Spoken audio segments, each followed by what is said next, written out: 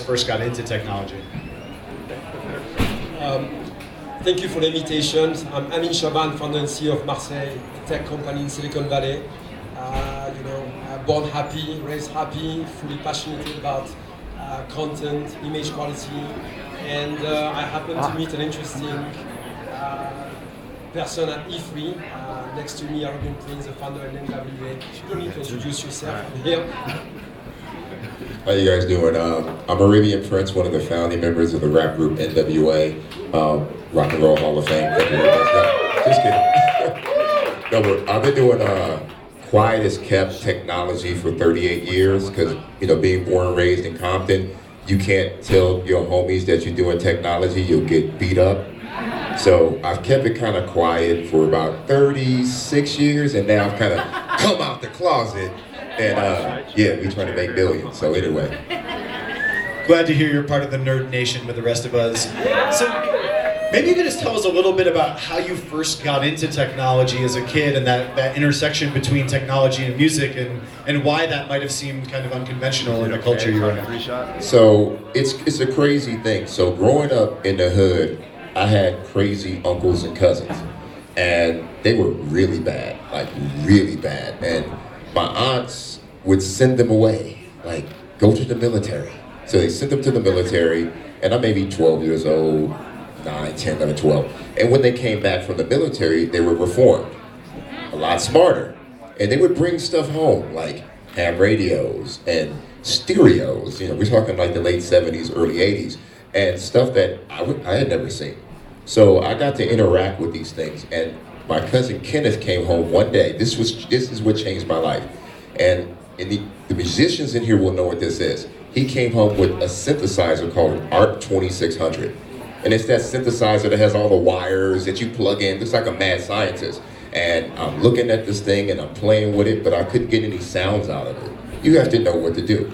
So it took me a while, and once I figured it out, I'm like, I'm all locked in. I want to do this for the rest of my life. So that's kind of what changed my life and kind of got me into technology. And you talked a little bit about that not being normal in your society. Why did you feel like you had to hide it, and when did you start to say, hey, this is actually going to be really valuable for me, especially in the music career?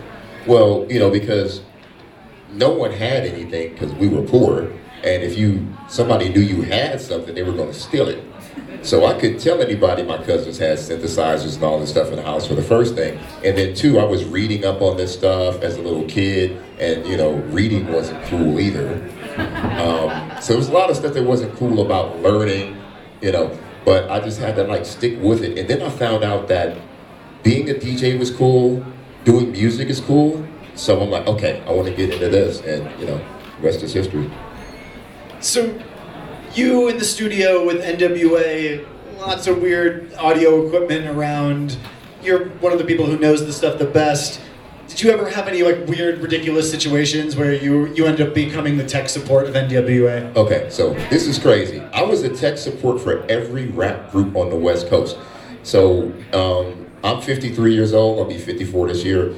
And for those of you my age, know that to make a song back in the day, if you weren't a real musician, and I say real musician, like drummer, keyboard player, guitar player, and you were using synthesizers and sequencers, you had to be a rocket scientist. It was okay, I want to make this song and I wanted to sync with this and do this, and they're like, well, you need to do this and this and this. And this takes 12 hours to learn. And there's no Google, you're not just oh yeah, of course. There was no internet, zero. To give you a good example, I bought my first computer in 1983 when you couldn't buy computers. Did you build it yourself? Well, I bought a TI-99 Texas Instrument. Yeah. And then I'm a Commodore Amiga, VIC-20, Commodore 64. I had all of that. So I taught myself programming and coding and all of that little stuff and used that to make music. And all my buddies were like, dude, this is great. Let's make a record. And that's how it all started. Wait, so tell me about the tech support for other rap groups thing. Yeah, so they would page me because there were no phones either. That's how freaking old I am. So you're the chord dealer instead of the drug dealer? Yeah, and I was they paged me and dude, studio, come here. I'm all right. I go to the studio, I'm it doesn't work. And I'm well, do you have this cable? There was no MIDI. It was called CV Gate at the time. You had to do it's way above your guys' heads, above your pay grade. But anyway, you had to like bring cables and bring wires and do all of this stuff. And I became that dude who was in everybody's studio doing stuff with them. That's why if you research me, I'm literally on everybody's record. Like, it's crazy. You guys should all be really thankful for Amazon Prime that you don't have to page somebody when you're missing the cable that you need. So speaking of these cables, mCable, the product that you guys are making, pretty cool idea. You jack it in between the sort of the USB or the HDMI output, and suddenly you get like 4K. It turns your lower resolution content into much higher resolution. Tell me about the idea, like how you got that idea for this and how you got involved with making tech to help artists. I come from France. You probably figure out they made a mistake 20 years ago. Told me the French accent was charming. I kept it. But I've been in Silicon Valley. I swear it's true since 1996. I started my career mid-90s, not in the 80s like this young man. But doing research, doing signal processing. I'm one of these guys who's born happy. I love people, I love the social interaction, and I've been lucky enough to do signal processing, physics, and be, graduated a lot of the elite engineering school in France, and meeting a lot of amazing people, and realizing the power of technology. And we talk a lot about virtual reality, augmented reality. We talk about, but there's something that, as a technologist, I know we are far, far, far, far from being able to do, is to reproduce this experience. I mean, if you think about it, audio is kind of a drug. It's like something that you can't shut out. It changes the way you feel. It changes your physiology. Right. It's this thing that really is so deeply tied into what it even means to be alive, is to be able to feel something Correct. like music. And so, that technology that enables that, I think, has a real emotional resonance. Correct. And if you look at video, we all experience where you go into a scenery, you look at it, like, I wish I could take a picture of this, right? If I take a picture, I don't care how great is my camera, it's not going to reproduce what I see, right? Because the reality is like maybe 70%, don't quote me on that, is my brain is computing, right? So whatever we can do to create better pixel, to create healthier pixel. I'm sick and tired of, we have a lot of amazing artists in the room, they work so hard to carry an emotion, to make us have that little tear, and a bunch of technology nerds like me come in and compromise the content. We compress it. And by the time you consume it, it's not what you produce, right? So our job is trying to recreate, give justice to the arts, to the creator. And we were a bunch of nerds in Silicon Valley. I got lucky, I don't know what I've done, I raised $40 million of capital. Thank you. It's true, I don't know what I've done, right? But because you cannot build hardware, in a kitchen countertop, right? So we built this technology, we have this amazing chip that recreates content as originally intended by movie directors, and we had the crazy idea to put it in a cable, and sooner than later, meeting with Arabian prince, we ended up with better and better and better products, So Arabian, why did you get behind this? What was it that you were hoping people would create? What kind of creativity did you want to see unlocked by this kind of product? So for me, I'm a content creator, whether it's music, video. We didn't even talk. I've been doing visual effects for, my God, I worked on the first Power Rangers TV show. I worked on Addams Family, Silver Surfer. Shout out to Austin St. John, Red Ranger in the house. Yeah. So I was doing this in my living room because I learned how to do animation. And I had render farms back in like the late 80s, and I was rendering stuff for Fox and Chabane and all of this stuff. And I said, you know what? I have a passion for visuals as well as audio. And I happened to be at E3, which is the video game convention. This is what, 8 months ago? June. So I've only known this man since June. And I was introduced to him, and somebody said, you gotta look at this product. It does what? And he says, oh yeah, it takes any video. Now he didn't even mention this yet. This chip that he created will take any video footage and up-res it to either full HD or 4K resolution. So anything 480p, am I correct? 480p will make HD, and anything 720p and above, it will redraw every pixel and turn it into 4K. That right there, This man. Actually pretty cool. So when I heard this, I'm like everyone This else. dude's in HD all the time. Yes, he's 4K all the time. HDR. So when I heard this, I'm like, yeah, right. I hear this all the time. Yeah, show me. So he showed me the before. He showed me the after. I'm like, okay, I'm that dude like the lady that was talking about her son who's like, you know, instead of like just looking at it, I want to see what's behind it. So I go behind the TV set and I unplug it and I'm saying, okay, switch it to the other TV and show me. He did it again. And I'm like, this works. Okay. But it's, you know, to me, I'm not a cable person. I hate cables. We heard about my cable story from the 80s. I don't mess with cables anymore.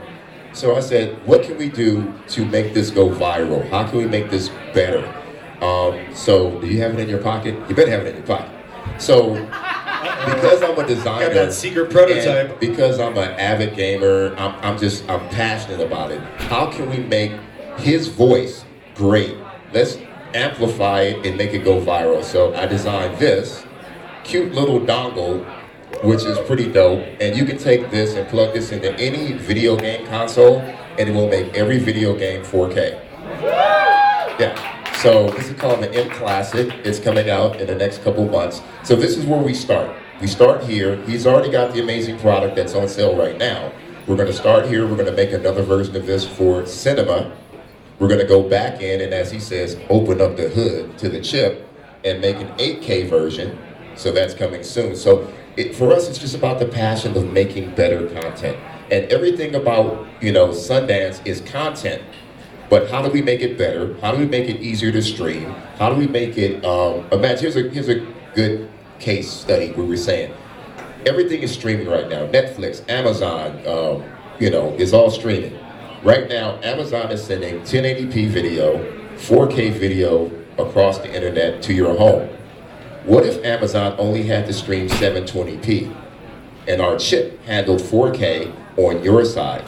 That saves them money on streaming, that saves you money on streaming. So it actually saves millions of dollars a year just in content creation and delivery. I mean, anyone who defeats that buffering and us having to watch, I don't know if you ever started that Amazon Prime video and everything, like the logo at the beginning looks like it was drawn on like a Nintendo. It's like a terrible experience. But so there is one issue though. When I've talked to a lot of musicians who've gone into the tech world, and there's this one problem, which is when somebody really respects the art and the things that you've created, they can sometimes just want to tell you whatever you want to hear. They can just be like, of course, man, your shit is dope, always. But that's not always true, and I've seen some artists build some pretty crappy products over the time, not because they didn't have a good idea, but because everyone around them just told them yes, yes, yes, and they never challenged them. Right. So I'd love to hear, like, how have you dealt with that experience through your career, and how do you make sure that as you're moving into the startup business, the tech hardware business, that doesn't happen to you?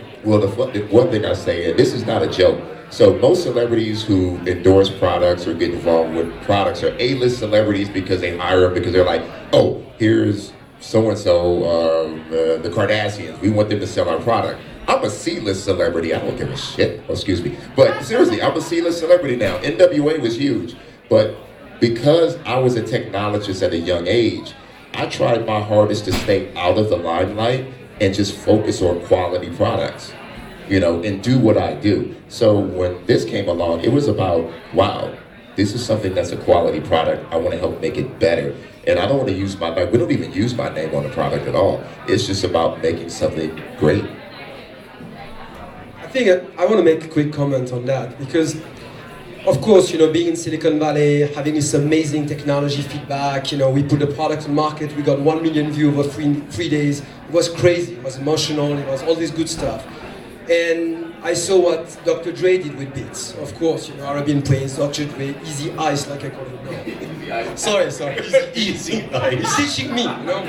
But, you know, so of course, you know, you see what Beats did with Dr. Dre. It's impressive, it's amazing, a marketing machine. And you're like, you've got this bunch of technology nerds in Silicon Valley that's about to transform the world by creating better content. What if we could put a celebrity name on it? But I never believed in that. What was amazing was to meet somebody real. And I'm going to tell you because it's part of you hear it a lot of we are too judgmental in society, right? And I don't care how famous Arabian Prince was. How many people told me, why Arabian Prince?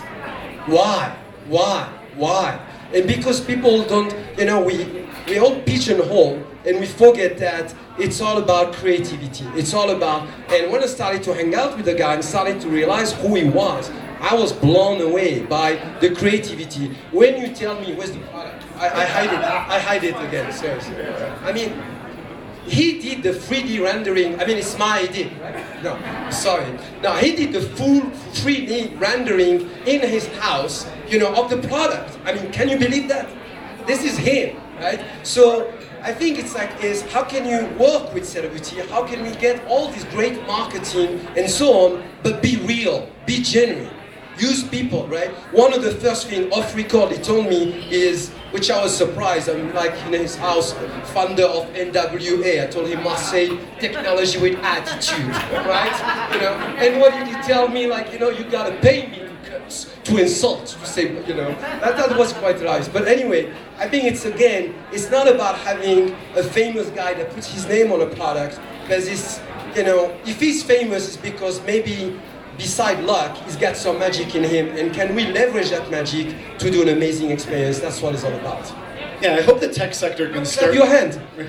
I hope the tech sector can start to think about this and say, you know, just because somebody had past success in some other field, that doesn't mean their only value nowadays is as an influencer, whatever that even means. It's like a lot of these people have first-hand experience understanding the problems of creators like them. And when you have somebody who's actually solving their own problem, not solving some imagined problem that someone else has, you just build such a better product. And along those lines, I'd love to ask, what are some of the other big issues you see facing musicians in the technology world, whether that's across streaming and rights technologies or new subscription platforms and ways to monetize your content, or even through social media? Like, what are the issues that you're thinking about? And give us like your rant perspective opinion on some of these topics. Well, one of the things I'm actually working on, I'm surprised you said that, is helping to help musicians be able to monetize themselves more. Because there's two types of musicians. There are musicians that want to be famous, and there are musicians that want to make money. The famous musicians think that fame and money go together, but a lot of times it doesn't. They do for like a few months, and then the fame goes away. You get your royalty check, you buy the Rolls Royce, you buy the stuff, but they forget to look at their contract that's 50, 60 pages long. And when I read these contracts for these guys, I say, oh, what does it say? It says in the contract, you will not get paid. Or you will pay us back. Right, there you go. Or the famous word, in perpetuity, meaning they own you forever. Forever. So my thing is to help artists be able to figure out how to monetize themselves.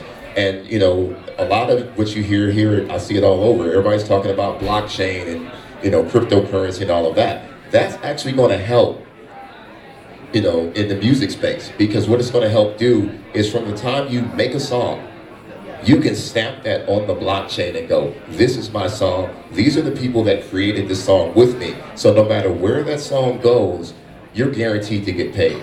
So that's still to come. Yeah. And I think that's going to help, because for right now, so I created a song years ago called Supersonic, a little girl group, JJ Fad, Supersonic. It was turned into Fergalicious, it was turned into something a rap god, right? So that song gets used from time to time. One day I'm asleep, 2 in the morning, my phone is blowing up, and I'm going, what the hell is going on? People say, congratulations on your new commercial. What commercial? McDonald's, right? So McDonald's hired some company. They took Supersonic and twisted it just enough and turned it into the fishy commercial. And they thought it was Supersonic. So I'm like, oh, hell nah. So I got my attorneys, got my accountants, and we started calling people and found out that it was Supersonic, but they didn't want to pay us. So if you have your stuff documented, you'll always get paid till the end of time. And that's what has to change. I think that's a great message to send out there to musicians. I really appreciate you talking about that. I think there's been a strange backlash in the musician community, in a lot of cases, to the streaming platforms, because they're saying the streaming platforms are taking all our money, you know. But in reality, the streaming platforms in most cases are paying out 70% plus to the record label. It's the record label that isn't paying the artist. With no Vaseline. Exactly. And so when you hear all this backlash about, oh, the streaming platforms are stealing the music, it's like, no, you cut a bad deal with your label, and these artists got to know that don't sign, just because you're desperate to get that deal, don't sign away your merchandising rights. Don't sign away like a chunk of your touring revenue. That's where you're going to make your money. The streaming is actually just the loss leader, which turns somebody who heard your song once on the radio into somebody who listens to your album every day and wants to come and get your music. And then once you actually use those platforms to get your name out there, you can use all these other methods of monetizing. I would love to hear a little bit about that from your perspective. You know, beyond the music, what in that merchandise, subscription, touring stuff do you think is really working for musicians right now? So the whole, I don't know if you guys heard of 360 deal. When all the new deals that are done with artists right now are 360 deal, meaning the artist gets a piece of everything that you do. And I think that has to change. You being the artist, you are the content creator. It's your brand. You own that brand. And record companies don't exist without you. And that goes to film, television, everything here. We're all content creators, we're all artists, and we deserve to make money off of what we do. And without us, these companies don't exist. So we have to kind of start putting our foot down and going, you know what? Yeah, I want that $1 million contract for making this film or writing that script, but you know, you need to take care of me a little bit on the back end a little bit more, and you know. And for all those movie executives, all those entertainment, gaming, music, make sure you're giving the proper promotions to women, to giving the money to women. It's ridiculous that they're getting cut out of this way too often, and you know, there's just not the same culture of you know, standing up and saying, "Oh, give me that promotion," and that's terrible. We need to have everybody in this industry, men and women alike, looking out for new diverse voices and saying they deserve their place as well, and they deserve to be compensated for the amazing value that they create in this industry. And I want to say one thing about women. I sat with a CEO once that, you know, we were talking about women, and I'm saying, you know what? If it wasn't for women, none of us would be here. Think about that one. We wouldn't be here if it wasn't for women, because I sure ain't gonna be sitting around with All right, so speaking of what you really need to get to monetizing as an artist is to have that emotional resonance with people. And what I think is cool about this product is suddenly that emotion is going to shine through a lot deeper. I'd love to hear maybe like an experience from your guys' past in media or gaming or something that you've experienced where if you could have seen that a little bit sharper, a little crisper, heard it a little bit sharper, it would have been a whole other experience. I don't know if any of you guys ever played Final Fantasy VII back in the day, but when your girl Eris gets run through with the sword and you're like, I just spent the last 60 hours playing alongside this person, they are my companion, and when they die, but the whole thing is in these giant polygons that just look pretty terrible to be real, it just kind of mutes that emotion, and I would love to see what that would look like in the modern age with this kind of product. Oh man, there's your girl Metroid, you should show this to them. There's like 12 pixels on the screen. You can't see this. This is Metroid before with all the pixelated stuff. You can't see it. But anyway, basically what the product does, we plug this into a Nintendo Classic, which plays all the old raggedy games from back in the 80s. And we literally gave every character a haircut. They're all pixelated, and when you turn on mClassic, they get all smooth. We even plugged this into Fortnite. Well, somebody said Fortnite. You know, the hottest game out right now. And it actually makes Fortnite look and play better as well. So, there you have it. Appreciate that. I have to have the last word.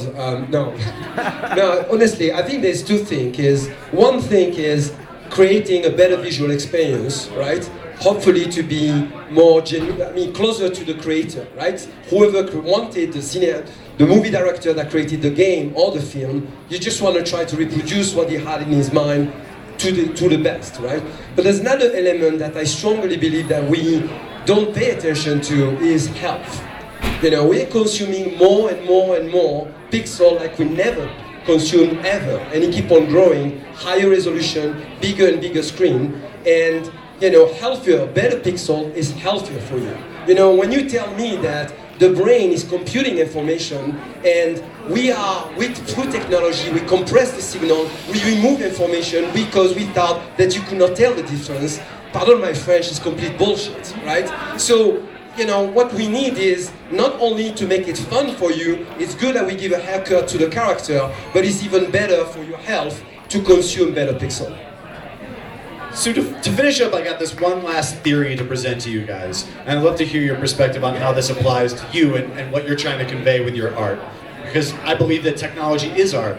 And this idea is that the inventor is the new rock star. If you think of what a rock star is, they're really just somebody taking advantage of the most popular medium of the day to spread a message. So that might have been, Orson Welles on the radio giving people this surrealistic concept of their life through the War of the Worlds. Or it could be Beatles telling you that all you need is love through the Ed Sullivan Show and the transistor radio, which was suddenly so popular at the time. But now, as we evolve, now we see these social platforms, and you could say you're spreading the concept of bringing the world closer together, or making the world more open and connected with a mobile app. And now we've got these celebrities and these new stars on top of these technology platforms who are bringing these micro messages specific to their very niche audience, to people who look and feel like them, and that can finally see representation for themselves through these mediums. But I would love to hear your perspective on how the inventor is the new rock star and what that message you're trying to convey through your invention is. Well, like I said, for me, it's all about the passion of better products across the board. I'm tired of the cheap products you get at the store that don't work, but it's all about the better product. And as for rock stars, you got your Elon Musk, you got your Zuckerbergs, they got more money than me, so they are the true new rock stars. But for me, it's about the content and making something better for all of you consumers out there and all of you artists, so that what you create can be seen or heard exactly how you want people to see it and hear it. It all comes down to fidelity. Thank you guys so much for talking with us. Thank you to 2050 for having us. Thank you all for coming. And one last thing. thing. Thank you to Kwasi right now. Kwasi, this man right here put on an amazing week-long event. Dude, keep it up. Hope you do 10,